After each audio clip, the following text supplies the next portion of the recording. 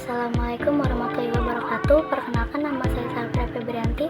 Saya dari kelas 12 IPS 4. Di sini saya akan menjelaskan materi tentang tokoh William Morton.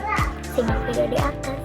William Thomas Grant Morton, 9 Agustus 1819 sampai 15 Juli 1868, adalah seorang dokter gigi dan dokter Amerika yang pertama kali secara terbuka menunjukkan penggunaan ether inhalasi sebagai anestesi bedah pada tahun 1846. Promosi klaimnya yang dipertanyakan sebagai penemu anestesi menjadi obsesinya selama hidupnya. Pada tanggal 30 September 1846, Morton melakukan pencabutan gigi tanpa rasa sakit setelah memberikan ether kepada Ebenezer Hopkins Rolls 1824 sampai 1866. Setelah membaca laporan surat kabar yang mendukung peristiwa ini, dokter bedah Boston Henry Jacob Bigelow mengatur demonstrasi ether yang sekarang terkenal pada tanggal 16 Oktober 1846 di ruang operasi Rumah Sakit Umum Massachusetts dan MGH. Pada demonstrasi ini, John Solis Warren tanpa rasa sakit mengangkat tumor dari leher Tuan Edward Gilbert Abou. Berita tentang penggunaan ether ini menyebar dengan cepat ke seluruh dunia, dan menggunakan ether pertama yang tercatat di luar AS adalah di London, Inggris, oleh dokter gigi James Robinson dalam pencabutan gigi di rumah Francis Bothe, seorang dokter Amerika yang telah mendengar tentang demonstrasi Morton dan Bigelow. Teater MGH kemudian dikenal sebagai Ether Dome dan telah dilestarikan sebagai monumen untuk peristiwa bersejarah ini. Setelah demonstrasi tersebut, Morton mencoba menyembunyikan identitas zat yang dihirup Abbott dengan menyebutnya sebagai Letton. Namun tak lama kemudian diketahui bahwa zat tersebut adalah itu. Sebulan setelah demonstrasi ini, paten dikeluarkan untuk Letton.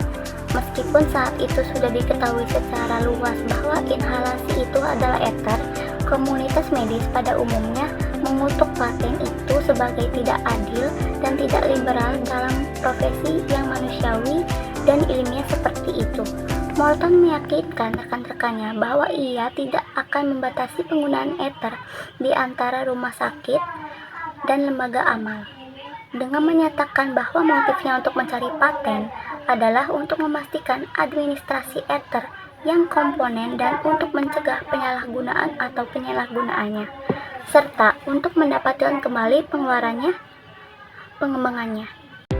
Pengejaran Morton untuk mendapatkan kredit dan keuntungan dari administrasi ether menjadi rumit oleh taktik sembunyi-sembunyi dan terkadang menipu yang ia gunakan selama pengembangannya, serta klaim yang bersaing dari dokter lain, terutama mantan mitra bisnisnya, Horace Wells. Tepat setelah bekerja dengannya selama 3 minggu, Wells merasa Morton tidak dapat ditoleransi dan mengakhiri kemitraan tersebut. Upaya Morton sendiri untuk mendapatkan hak paten di luar negeri juga melemahkan pernyataannya tentang niat filantropis. Akibatnya, tidak ada upaya yang dilakukan untuk menegakkan hak paten dan ether segera digunakan secara umum. Pada bulan Desember 1846, Morton mengajukan permohonan kepada Kongres untuk kompensasi nasional sebesar 100.000, tetapi hal ini juga dipermudah oleh klaim Jackson dan Wells sebagai penemu ether, sehingga permohonan Morton terbukti tidak membuahkan hasil. Horace Wells bahkan menulis surat kepada editor Hartford Daily Courant yang menguraikan eksperimen dan pengalamannya dengan anestesi. Wells menyatakan bahwa ia telah bertemu dengan Morton dan Jackson di Boston. Keduanya mengakui bahwa hal itu sama sekali baru bagi mereka.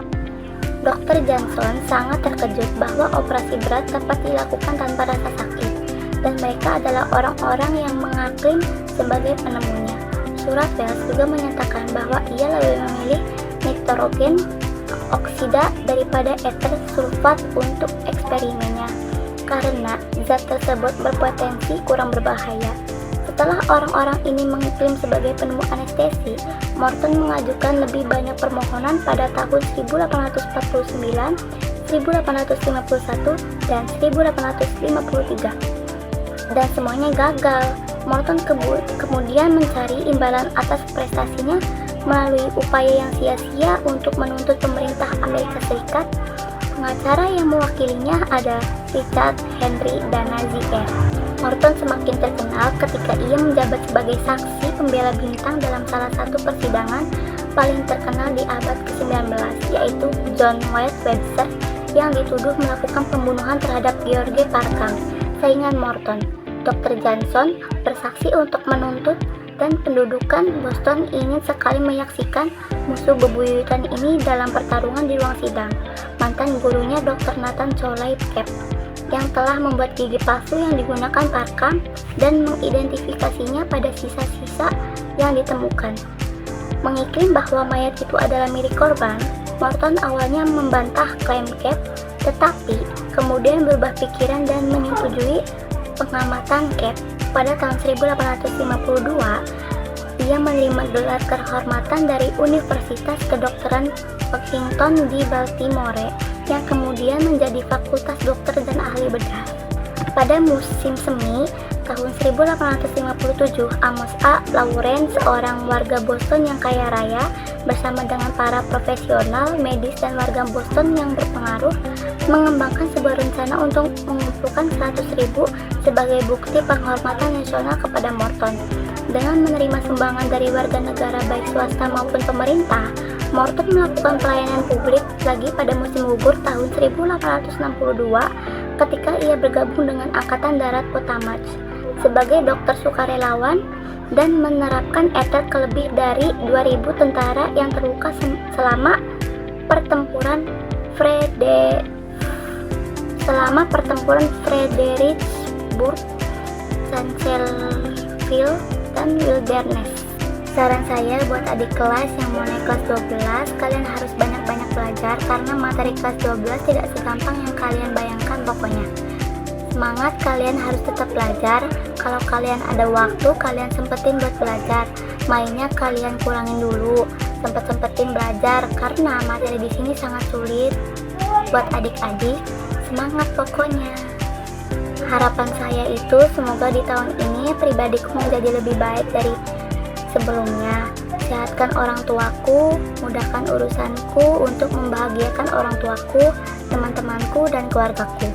Aku ingin disaksikan menjadi sukses oleh mereka semua. Itu saja dari saya. Bye-bye.